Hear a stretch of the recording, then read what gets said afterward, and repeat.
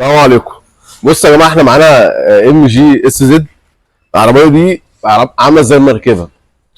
اكني معلش كده راكب مركبه او راكب طياره. طب ليه؟ لان العربيه دي فيها مساعدين امامي. بص كده، بصوا العربيه، بصوا العربيه بتتمرجح ازاي.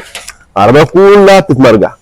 ده قلنا كتير جدا في فيديوهاتنا، مش دليل اللي لازم يكون المساعد ضارب زيت، مش دليل لازم يكون مساعد. تعالى كده، ده اول حاجه كده.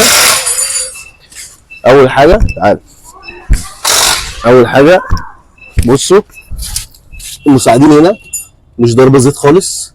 مفيش زيت. تعالى برضك الناحيه التانيه، برضك نفس القصه، نفس القصه هنا. المساعد مش ضارب زيت. فده مش دليل. قلنا كتير جدا في فيديوهاتنا ممكن يبقى عندك المساعد خفيف بالشكل اللي انتوا شايفه ده، وممكن يبقى عندك المساعد محجر ومش ضارب زيت، وممكن يكون عندك المساعد قلبه بيخبط ومش ضارب زيت. عندك كذا شكل المساعد ممكن يبوظ بيه. فراجع على العفشه باستمرار، ولازم تخلي بالك من السيارات الدوريه. ولو انت عندك المساعدين عربيتك عايزها تعيش فتره اطول، لازم تركب لها صدادات مساعد وتتاكد عليها كل فتره ان الصدادات بتاعت المساعد سليمه.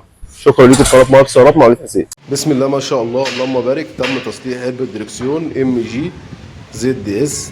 زي ما انتم شايفين بفضل الله احنا رجعنا العلبه زي ما قال الكتاب. العلبه دي كانت بتخبط جامد جدا من الجنب اليمين، وزي ما انتم شايفين بفضل الله اعتبر رجعناها زيرو. اعملوا لنا لايك.